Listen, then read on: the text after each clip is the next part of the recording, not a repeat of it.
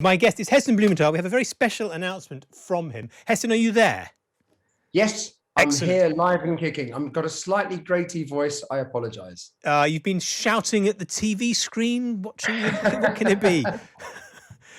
I tell you what's bizarre for me is that you are available on a screen, but it's behind me. So if I turn round away from the microphone, I can see you in a very elegant looking room, no doubt in France. But can you see me? Yes, I can see you. Yes, without needing to turn round. Oh, good. If I could help you technically there, my suggestion would probably be something ridiculous.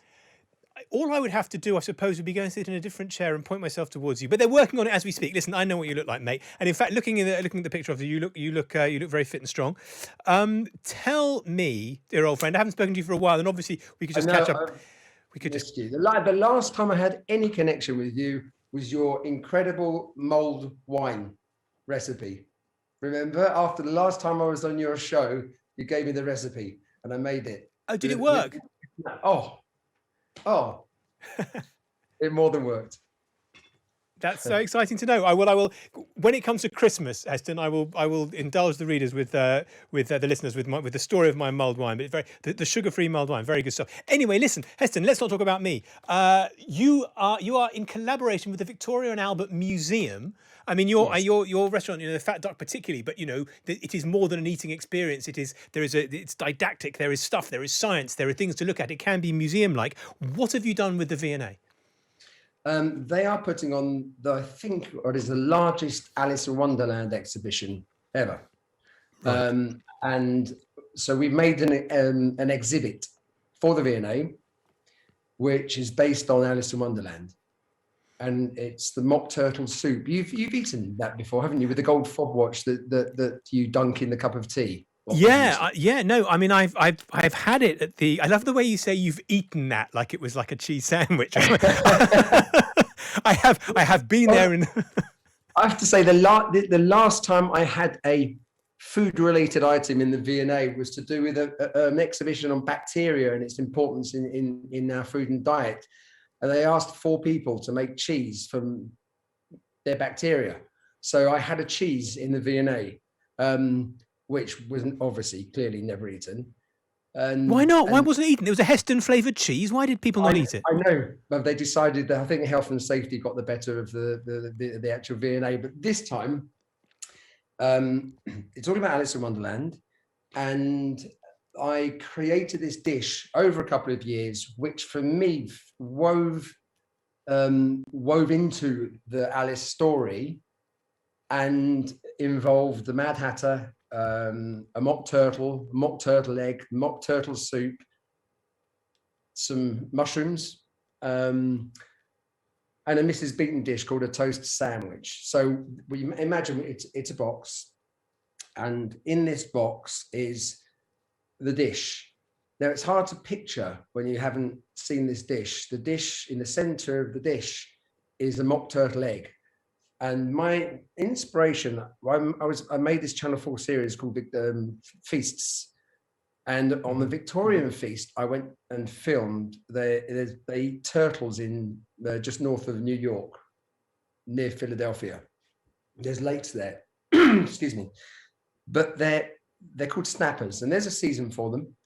And the part of the story was that the Victorians were the largest consumers of turtles in the world. And for some or many obvious reasons, they stopped eating turtle, and they replaced the turtle soup with a soup called mock turtle soup, which was made with calf's feet, calf's head, swede, turnip, and sherry. And Heston, I gather, I think was the thing about turtle soup was that it was gelatinous. Is that the thing? And that's why they used the heads and the feet. Exactly. It was basically a consommé made with root vegetables. And so when I was researching in the lab in the Duck for the TV show, there's an amazing book called The Encyclopedia of British Gastronomy. And I was looking at the mock turtle soup in there, and Victoria's also Alice in Wonderland. And I came across a drawing I've seen many times, which is Tenniel's drawing of Alice with the mock turtle. I looked at it and I thought, the mock turtle's feet, it's got calf's feet. It's got calf's head. It's got calf's tail. So there was this connection between the story of Alice in Wonderland and the actual mock turtle soup recipe. Then it just so happened that I managed to get to hold the original handwritten book that Lewis Carroll wrote for Alice on the boat trip, and then went through, because he did the original drawings. So wait, so Heston, there is a handwritten manuscript of Alice in Wonderland. It's in the British Library. They got it out for me. They put a cushion on my lap, gave me some white gloves, and allowed me to turn one page. And he wrote it on this boat trip for Alice. And he was a mathematician. This is Lewis Carroll. Mm-hmm. And there's quite a lot of maths embedded in the story, but he did all the illustrations himself. And he gave it her as a gift. Then 1 year later, McDonald Publishers published the book, 1865. So somebody bought me an original 1865 copy of Alice in Wonderland. So it became this history about, for me, one of the things I love about Alice, the story, the most is how she makes logic in surreal situations. So, for example, when she goes into the River of Tears underground, and she says, I know how to say hello to a normal mouse, but how do I say hello to a mouse that's swimming in an underground river of tears? So I love this creating logic in surreal situations.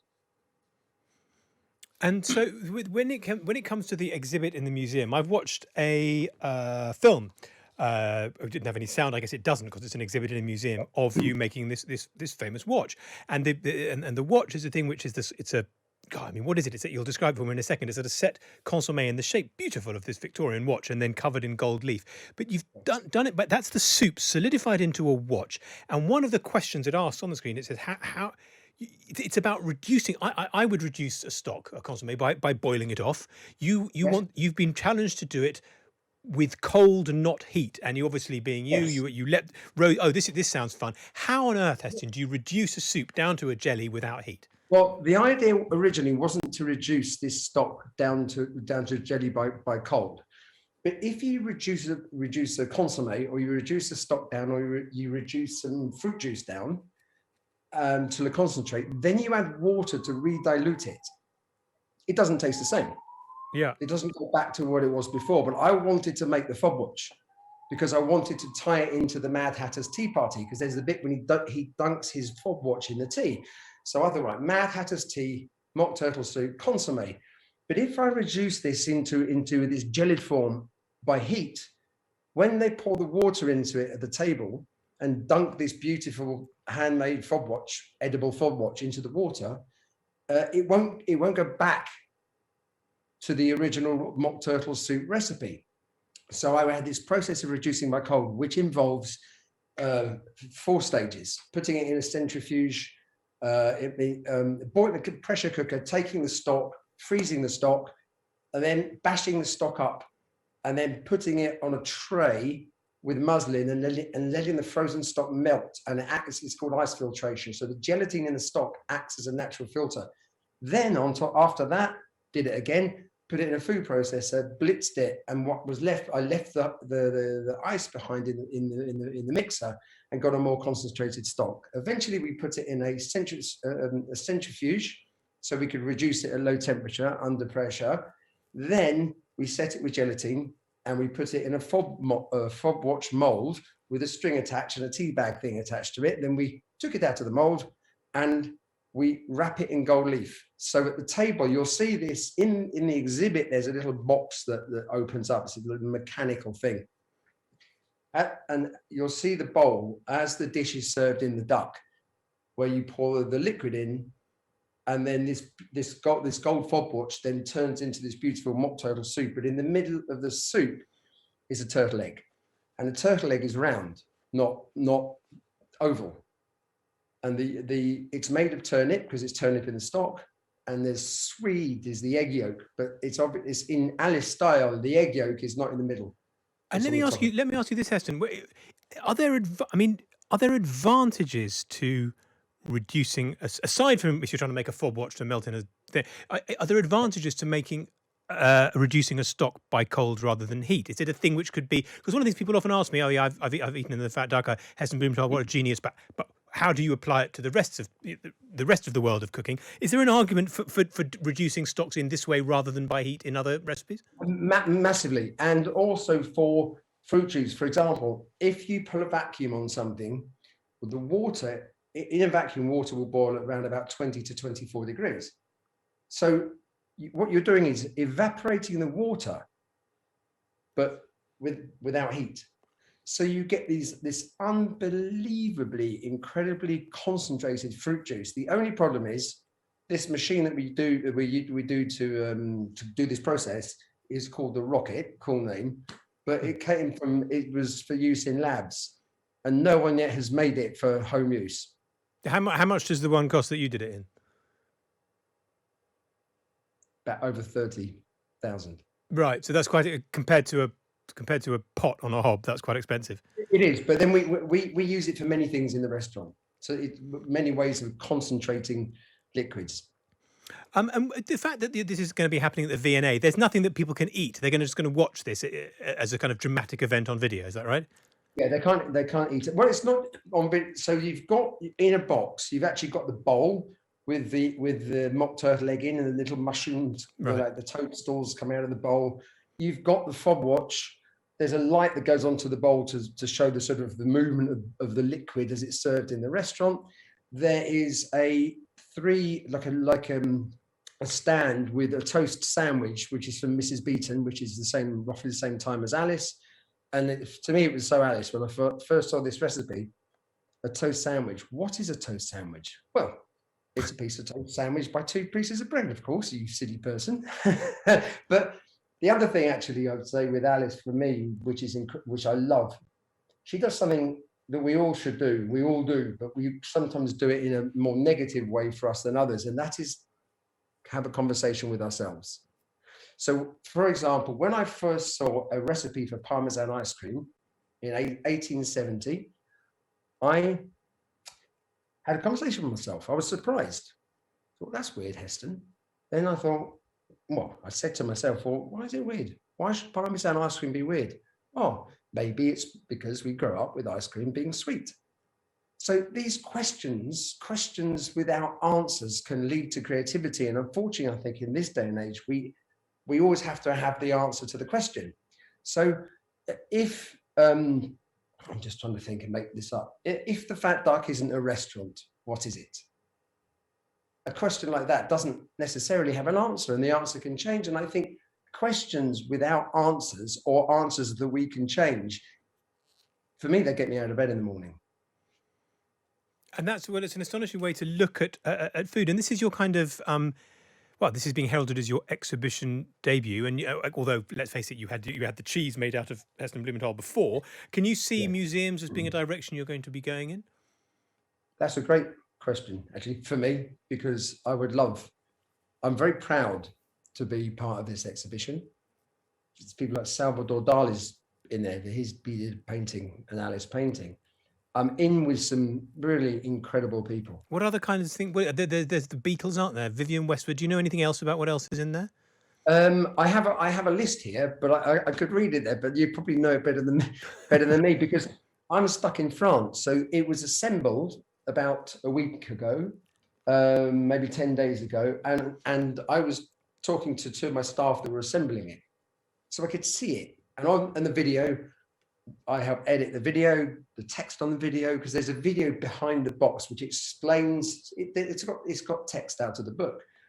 Now, I can't fly to England. I can if I quarantine, but I can't get to the exhibition yet. So I can't wait to see it. Well, you say you can't get to the exhibition. Obviously, this because you're in France, and we worked together. We did some telly about. Gosh, it must be 18 months ago now. It's quite a while. And you were in France then. I mean, is that where you are permanently now? Yes, I live in France permanently. And how is that going? And how are you getting on with those Frenchies? Well, bizarrely, the biggest show in France now of all shows is Top Chef. and it came out yesterday. I just did an episode. They've never had a Brit on Top Chef. So the Top Chef format is different to MasterChef. So they will have three Michelin star chefs. Each one has maybe 5 professional chefs. So they're mentoring them. It's a 2-hour show. And on each show, they'll bring on 3 3-star chefs or 2-star chefs. So Anthony from Marguerite might come in, Alan Ducasse and Sophie Peake, and they come and set 3 challenges. So what they wanted to pick up on was that, in fact, because it's been 25 years of the duck this year. Yeah. I spent a lot of my life being, I think maybe you can't be too humble, but I realized looking back on my career, I unintentionally, in this tiny pokey little kitchen, changed the world of gastronomy in some shape or form. So to a French person, an English chef is a paradox. Yeah. It just doesn't, the two things don't correlate. But an English chef that had this effect on modern gastronomy is even more crazy. However, he loves France and he lives in France. So, and your French is good enough to do a TV show there. It was very difficult, I have to say. I had a translator, but the translator wasn't actually an official translator. It was the person on the team that spoke the best English, and I had to concentrate a lot with talking French. I did get told, I have to say, I did get told by about 3 or 4 people that my French accent was really rather charming. Now, I don't know if that's a compliment or not. Is that the best you can get out of the French? That's good. And this went out yesterday when England is basically at war with France. How are they making it? Are they aware of that over there? It's just my it was the most watched program. It's the most watched Top Chef program they've had in the series, and it was yesterday's most watched program. On a day when there were British gunships and French with the French fishermen. Yes. Yeah, so I'm not sure. You say this is this where I'm staying in France? Yes. However, under current circumstances, I might have to find a way. I might have to come and quarantine back in England. But I love it. I'm in a national park. I'm 15 minutes away from the restaurant that inspired me to cook, and I can focus on the things I'm interested in now. And that is basically, I spent 25 years focusing on the outside in. So by that, outside in from a chef, I mean ingredients, recipes, dishes, techniques, staff, menus, etc. Outside in, very important. But then I came up with this thing of multi-sensory cooking. So the idea that what you see and what you hear can affect your food. Absolutely. So what I'm doing now is putting the inside. Let me get this the right way around. I'm putting the inside out back to the outside in, because I believe that, and I think this is one thing I'm hoping. You've got to hope that some things positive have come out of COVID. I'm thinking this one thing could be very positive. We'll have to wait and see. Is that we value food more, and there's a lot of talk about false meat and plant-based foods, and yes, it's important what we put in our bodies, but it's very personal. But what no one's looked at is that our emotional state, our feelings, the awareness of our feelings, because we're the same. We're 72% water, like all the food that we eat. So if you're stressed, what you eat is going to your body. The way your body processes the food that you eat is very, very, very different. So awareness of emotion. So what I'm really looking at is our relationship with food, and in particular, water. Yes, I remembered you were doing some investigations with water, but that's a whole other can of worms, which we must get into. I tell you what, just before we go, although this is not our Friday night dinner session, if I have a chef on, and you still count as one, even though you are mad scientist Heston Blumenthal, have you got a 30-second recipe something that my listeners could cook? I'll give you a choice. Well, cook in 30 seconds, or you mean? No, that you can tell me, because we've got to go to the news in a couple of minutes. So, okay. Give me what's a quick recipe someone could cook at home tonight? Okay, a quick. I've got choices. Your choice: tarte tatin or roast potatoes. Roast potatoes. Okay, so you need to get the right potatoes, peel them. Yep. You need them. If when I say right potatoes, people think they can't cook, but if they buy potatoes with too much water, then they're never going to go crisp. But get potatoes at supermarkets, recommend. Okay. Work with it. Peel them. Yep. Cut them because you need corners. Wash them. Wash off the starch. Then you put them in water with no salt and you cook them until they're about to break apart. So they're going to be very soft. The idea for that, you break up the potato and you then take them out. They're going to be very soft. Spread them on a rack. As they cool down, they'll harden up. But you've created all these fissures, all these cracks on the outside of the potato. Then roasting pan, olive oil, but a lot. Right. A lot. I mean, maybe a centimetre plus in the pan, because you want all those cracks to absorb the oil. Put them in the oven. They'll take between 45 minutes and an hour and a half. Keep them in for 15 minutes longer than you think. Throw garlic and rosemary at the end, but this is the important thing, because they go with anything, roast potatoes. To me, if you have a roast, whether you're a meat eater or not, you can do just about everything before. The sauce, the meat, or let it rest. But the potatoes wait for no one.